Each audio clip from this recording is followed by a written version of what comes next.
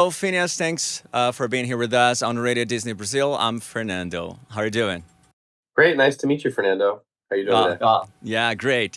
Dude, this has been a huge year for you. You won your second Academy Award, collaborated with Billy on Hit Me Hard and Soft, right? And released your solo album. A lot going on. It's been a busy year. Yeah. Well, did the process of creating Hit Me Hard and Soft so recently impact your approach for crying out loud, or was it other way around?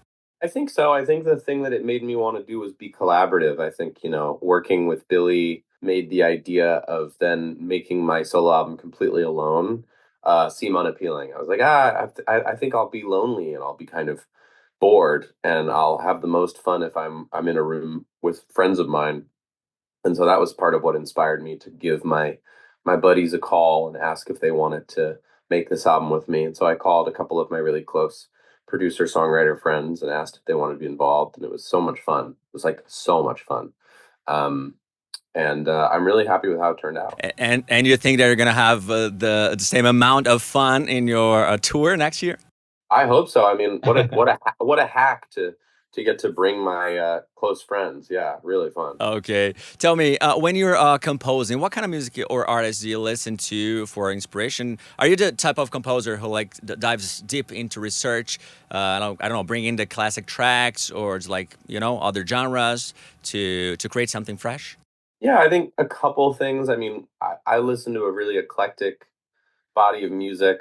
Sometimes I'm listening to classical music, and sometimes I'm listening to hip hop. Sometimes I'm listening to Simon and Garfunkel, and I try not to be careful with it. I try to just listen to what I feel like listening to. Sometimes maybe if I'm making a song and I'm like, oh, you know, like I want this to sound like it's from the 70s. I'll go back and listen to some music from the 70s to kind of pull like, well, what were the textures like? How did the bass sound in the 70s? How did the drums sound in the 70s? But typically like my relationship with music is just sort of like I love listening to music and I'm listening to it all the time, and I don't it's not like one to one. It has not very little to do with like what I'm making. I know that you pay attention to tiny details when you're composing. I've watched some videos of you and like Billy talking about how your process is.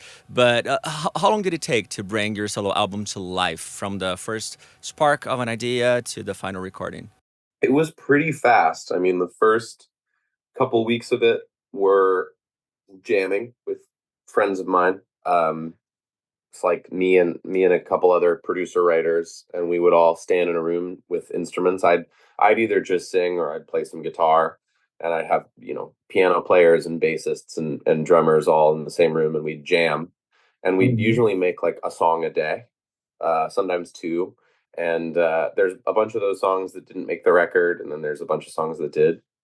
And once those were all recorded, I'd go home and I'd redo the vocals because I was singing sort of live one take. And sometimes my voice would, maybe I'd rewrite a lyric or something like that, and then I'd do all the harmonies. But the first sessions we did were in March of this past year, and then the whole album was finished on July 3rd. So it was pretty fast. And all of the songs you have composed are into this album right now, or there's some other songs that are just like keeping for the next one? There were some that didn't make the cut. I don't know if they'll come out next time, but yeah, I wanted to make a short album. I'm in a period of my life where I really love a 10-song album. Billy and I made a 10-song album, and this one was 10, and I feel like that's a great number. I've watched a video of you saying that this sentence, like for crying out loud, it was something that you heard a lot from your mom. Tell me about that. Tell me about that a little bit.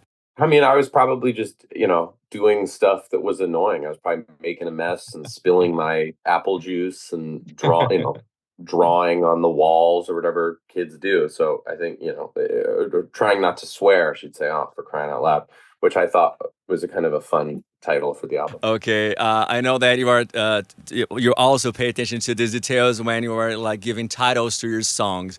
It was a difficult thing for you, a difficult task for this solo album to pick the right titles for each song.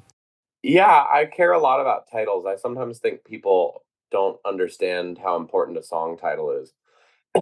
Like I'll skip over certain songs because their titles are uninteresting. So I try to make sure that all the titles of my songs make you want to listen to them. Okay, perfect. Well, our last question is: you're bound to start, for crying out loud, to tour next year. So, what are your expectations for the concerts? And of course, that we Brazilians want to know if we're gonna see you anytime soon. I would love to come to Brazil. We haven't locked in a date for it yet, but man, I love being in Brazil. So I hope I get to come. I'm really excited. I'm bringing all my friends who I made the record with. We're gonna play everything live, so I think it'll sound really good and feel really good. I'm really excited about the show. But you're planning to put on a show. I mean, to bring all of your fellas to. Yeah, we're bringing in the pretty much everybody that played on the album with me, which will be really fun. Wow, this is so great. Well, we really loved your song here in Brazil, so congratulations, and well, we hope to see you soon here in Brazil on Radio Disney Brazil. I hope to interview you in person, of course. Yeah, thank you so much. Nice to see you today, Fernando. I hope you have a great rest of your day. Okay, bye bye, Phineas. Thanks a lot.